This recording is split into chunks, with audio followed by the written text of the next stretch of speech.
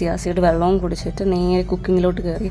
ദോശയും ഉരുളക്കിഴങ്ങ് കറിയായിരുന്നു. ഉരുളക്കിഴങ്ങ് കറി അവളുണ്ടാക്കിയ ദോശ ഈ പാത്രത്തിലുണ്ടാക്കുന്നത് ആ ചെറിയൊരു ഇതില്ല, അത് ഞങ്ങളുടെ പാൻ ഒരു നടുക്ക് ഫുള്ളായതുകൊണ്ട് വേറൊന്നും ഉണ്ടാക്കാൻ. പക്ഷേ ദോശ പോലെ വന്നില്ല, അതുപോലെ നമുക്ക്.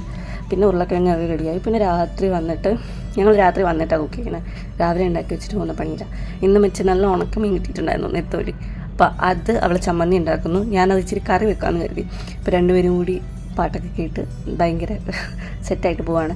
പക്ഷെ ഞാൻ ആദ്യമായിട്ടാണ് അത് കറി വെക്കുന്നത്, അപ്പോൾ ഏത് ലെവലിലിരിക്കുമെന്നൊന്നും അറിയില്ല. പിന്നെ ഞങ്ങൾ കരുതി അത് ക്യാൻസൽ ചെയ്യാം.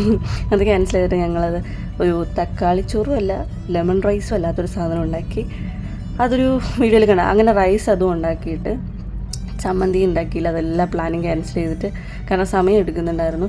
ഞങ്ങൾ തേങ്ങ ഓർഡർ ചെയ്തിട്ട് തേങ്ങ കിട്ടിയിട്ടുണ്ടായിരുന്നില്ല, ഭയങ്കര റഷ് ആയതുകൊണ്ട് കിട്ടിയില്ല. പിന്നെ ലാസ്റ്റ് ഈ ചോറും പപ്പടവും സാലഡും കൂട്ടി ഒരു പിടി പിടിച്ചു. ഇഞ്ചി അച്ചാറുണ്ടായിരുന്നു, ഇഞ്ചി അച്ചാർ കുറച്ച് നാളായിട്ടുണ്ട്.